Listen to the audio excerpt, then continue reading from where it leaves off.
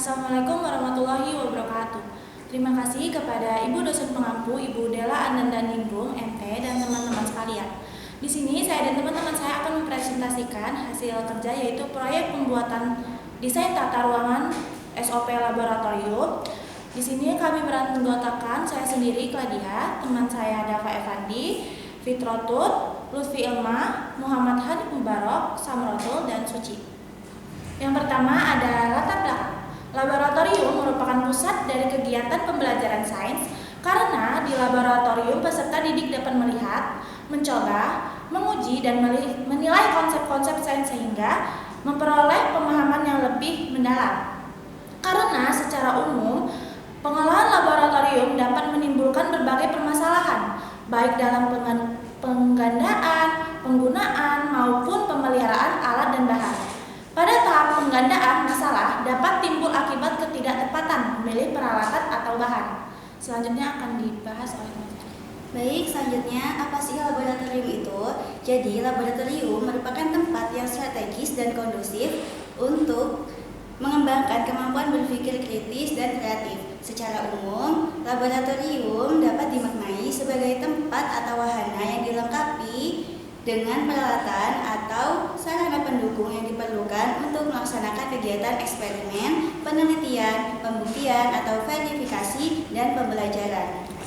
Selanjutnya ada standar operasional prosedur atau SOP. Standar operasional prosedur didefinisikan sebagai aturan, pedoman dan tata cara tertulis yang membantu untuk mengontrol perilaku anggota suatu organisasi.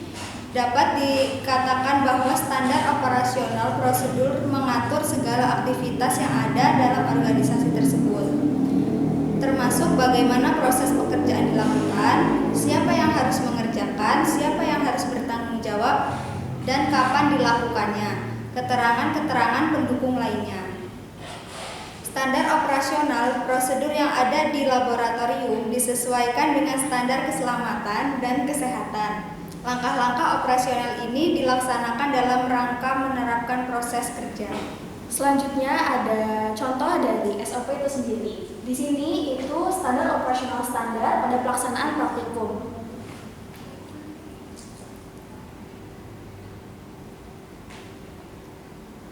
Nah, di SOP ini pada tabel pertama itu terdapat nomor, tanggal terbit, revisi, dan halaman. Nah, nomor di sini itu berisi dengan 002D garis miring UIN strip lab bio garis miring 2025 tanggal terbit 17 November 2025, dan untuk pelaksanaan prosedur operasional standar pelaksanaan praktikum. Tujuannya itu memberikan penjelasan tentang mekanisme pelaksanaan praktikum di Laboratorium Pendidikan Biologi FTK Universitas Islam Negeri Raden Intan Lampung. Ruang lingkupnya ini mencakup prosedur baku dalam pelaksanaan praktikum. Referensi praktikum ini juga dari ISO garis miring IEC 17025 2017 dalam pedoman K3 laboratorium, instruksi kerja laboratorium masing-masing alatnya. Uraian penjelasannya itu yang pertama ada perlengkapan praktikum. Perlengkapan di bawah ini harus disediakan di bawah setiap kali akan melaksanakan praktikum. Poin A, membawa prosedur kerja yang telah diberikan oleh dosen pendamping. Poin B, memakai jas lab warna putih terbuat dari bahan sederhana dan disarankan yang berlengan panjang. Yang poin C, berpakaian rapi, sopan dan bersepatu, tidak boleh memakai sandal. Poin D, perlengkapan lainnya yang akan banyak membantu kelancaran kerja, antara lain alat tulis, korek api, lap kain, tisu, sabun atau deterjen, pisau lipat, dan gunting kecil. Poin E, peralatan dan bahan telah disediakan sesuai dengan lokasi praktikum, sesuai dengan pengajuan dari dosen pendampingnya. Poin 2, itu ada tata aliran kerja dan pengaturan di laboratorium. Poin A, yaitu semua praktikan pada hari pelaksanaan praktikum menunggu waktu masuk lab, kemudian masuk lab dengan tertib. Poin B, praktikan langsung masuk dan cek alat dan bahan yang akan digunakan. Bila terjadi kekurangan, dapat langsung menghubungi laboratorium. Poin C. Yaitu bekerjalah dengan tenang, cepat dan tanpa ragu-ragu. Poin D. Bila mana menghadapi kesulitan atau keraguan, janganlah segan-segan untuk menanyakan kepada asisten kelompoknya. Poin E. Peralatan yang dipakai bersama akan diletakkan oleh petugas pada tempat-tempat yang telah disediakan.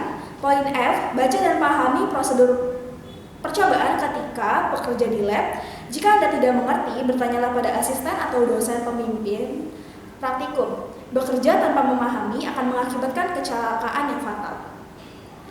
Poin G. Setelah selesai percobaan laporan dan serahkan hasil percobaan sintetis yang ditempatkan dalam botol kecil yang bersih dan diberi label yang berisi nama NIM, kelompok, nama zat, beratnya, dan data fisik. Lalu, poin H, kembalikan semua alat yang dipinjam pada hari tersebut dalam keadaan bersih dan kering, diperiksa petugas mengenai keutuhan dan jumlahnya. Laporan juga semua kerusakan alat yang Anda lakukan kepada petugas. Poin I yaitu campuran reaksi atau zat supaya dipindahkan ke tempat atau labung kepunyaan sendiri. Tutup dengan baik dan diberikan tulisan atau peringatan. Jagalah dari kemungkinan ketumpahan atau terbakar. Poin J yaitu ada waktu untuk pulang paling lambat jam 4 sore. Bersihkan meja dan lantai tempat pada bekerja sebelum Anda pulang. Apabila ada percobaan yang belum selesai dan perlu dilanjutkan hari berikutnya, harus mendapatkan persetujuan dari dosen. Poin K yaitu selesai praktikum. Praktikum harus sudah mengecek. Yang pertama, apakah alat-alat dipinjamkan pada hari itu sudah dikembalikan. Poin 2, apakah tempat meja kerja Anda dan lantai sudah bersih kembali. Poin 3, apakah laporan sementara Anda sudah di-ACC atau ditandatangani. Yang terakhir, apakah keran air dan listrik di meja Anda sudah dimatikan. Lalu terdapat dokumentasi mutu terkait, yaitu ada tata tertib pelaporan biologi, sasaran kinerjanya yaitu dosen pendamping dan mahasiswa. Selanjutnya itu rekomendasi. Untuk meningkatkan kualitas pengelolaan laboratorium, disarankan agar penataan ruang dilakukan sesuai prinsip ergonomi dengan memperhatikan alur pergerakan, pencahayaan, ventilasi, serta pemilihan furnitur yang aman dan tahan bahan kimia. Laboratorium juga perlu dilengkapi fasilitas keselamatan seperti api AR, kotak P3K, EWS, jalur evakuasi, dan alarm kebakaran agar resiko kecelakaan dapat diminimalkan. Selain itu, penyusunan dan sosialisasi SOP yang mengacu pada standar K3 dan ISO 17025 sangat penting guna memastikan seluruh aktivitas laboratorium berlangsung tertib, aman, dan terstandar. Baik, kesimpulannya di sini yaitu adapun kesimpulannya dari laporan ini yaitu sebagai berikut. 1. Desain tata ruang laboratorium yang ergonomis, fungsional, mampu menciptakan lingkungan kerja yang nyaman, tertata, dan mendukung kelancaran aktivitas praktikum maupun pada penelitian. Untuk yang kedua yaitu penyusunan SOP yang sesuai standar K3 dan ISO 17025 yang mana memastikan seluruh kegiatan laboratorium berjalan aman, tertib, dan memenuhi standar mutu internasional. Yang ketiga, penerapan desain dan SOP yang tetap secara keseluruhan, meningkatkan efektivitas operasional yang tepat secara keseluruhan, meningkatkan efektivitas laboratorium serta minimalkan risiko kecelakaan sehingga tercipta lingkungan kerja yang aman, efisien, dan profesional. Nah, adapun sesi terakhir dari kesimpulan dari laboratorium kita. Nah, pada laboratorium tampak atas yang dimana dilihat meja pertama dan meja kedua memiliki jarak 2 meter, yang dimana hal tersebut untuk menjaga kenyamanan para siswa. Kemudian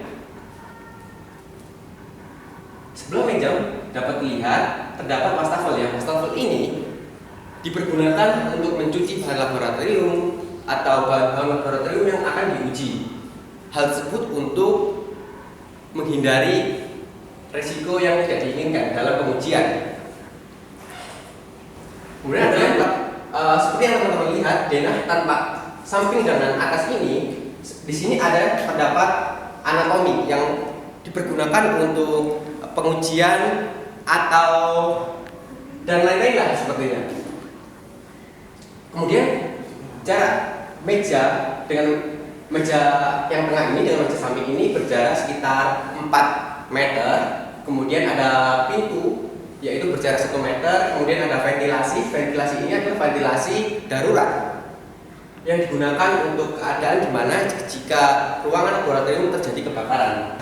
Seperti teman-teman lihat, laboratorium tampak atas terdapat dua ruangan yang di mana ruangan ini berfungsi untuk menyimpan bahan-bahan laboratorium atau alat-alat laboratorium seperti mikroskop dan lain-lain. Kemudian ada laboratorium tampak dalam. Seperti yang teman-teman lihat, seperti inilah kondisi Dena dalam laboratorium desain kita. Dan mungkin itu saja yang dapat kita sampaikan. Saya cukupkan. Saya akhiri. Wassalamualaikum warahmatullahi wabarakatuh.